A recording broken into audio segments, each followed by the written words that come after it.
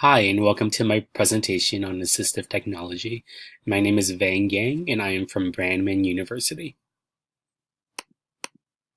So what you should expect in this presentation are the following. First, I'll go over what assistive technology is. We'll discuss what high versus low-tech assistive technology is, and then we'll look at examples of each when it comes to the areas of communication and language, academic and cognition, and transition. So what is assistive technology, or AT? So the federal definition is that it's any item, piece of equipment, or product system, whether acquired commercially or off the shelf, modified or customized, that is used to increase, maintain, or improve functional capabilities of individuals with disabilities.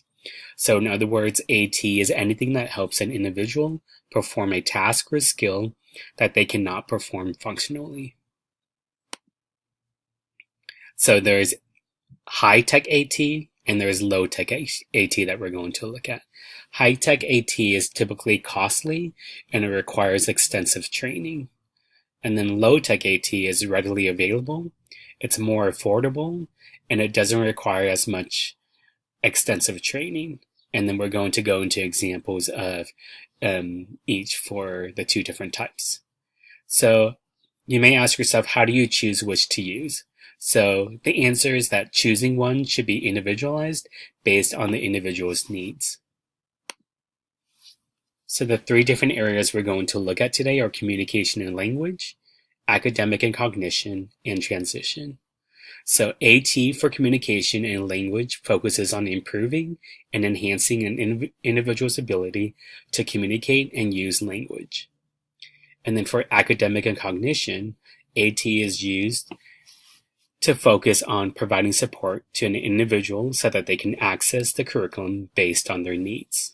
And then last, for transition, it focuses on helping individuals with independently living, community skills, and employment.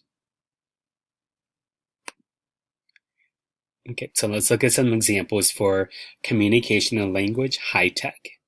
So one example is Proloquio to Go. It's an app on the phone or tablet that helps with increasing communication skills and language development. And you can find the app on the Apple Store for about $250. And then another high-tech assistive technology for communication and language is PEX, or Picture Exchange Communication System. So PEX provides individuals with their book and pictures to be used to communicate their wants and needs. So you can find different materials that can be purchased on the following website. And it goes anywhere from $3.25, and it goes up to over hundreds of dollars. So I included PEX for high tech just because of the extensive training that would be necessary. And then for low tech for communication and language, we have visual communication system. So for this one, it differs from PEX because you're using flashcards or taking pictures for individual to use to communicate, and it's free. So the difference with visual communication system and PEX is that for visual communication system, there's not really that much training that's involved. And then another low tech assistive technology for communication and language is basic sign language. So this is the use of hand signals and gestures to communicate. So basically it's free. You can watch videos on YouTube. You can find images on Google to figure out what the basic hand signals are. Moving on, we have academic and cognition. So these examples are for high-tech assistive technology. So the first one is text-to-speech. So this is an app that will read digital text out loud. So I included a link to multiple resources.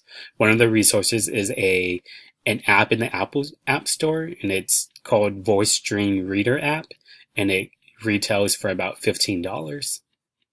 And then we also have the opposite, which is speech to text.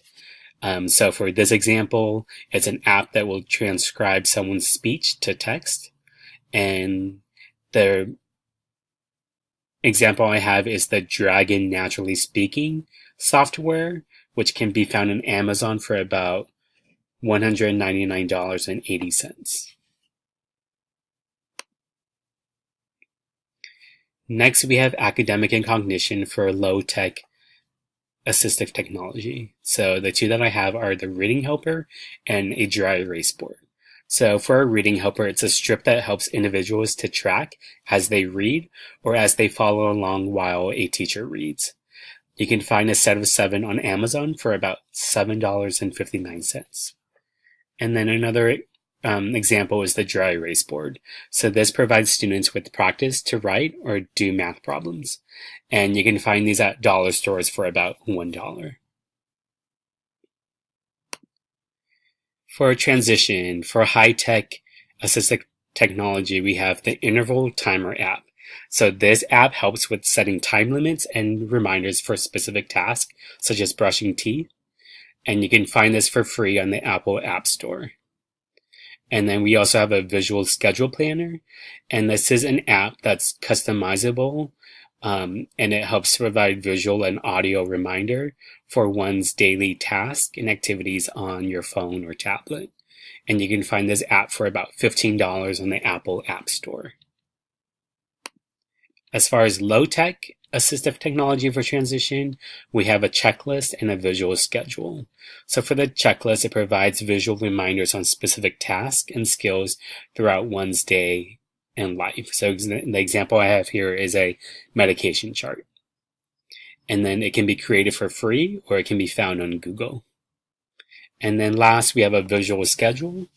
And this provides a visual reminder of activities in one's day or life. And then it can be created for free after finding images on the internet and purchasing materials from an office supply store. So basically you're using images to kind of create what your activities are in your day, and then you're kind of removing them as you complete them. And then these are my references for this presentation. If you have any questions, feel free to email me at the email listed at the very beginning of the presentation. Thank you.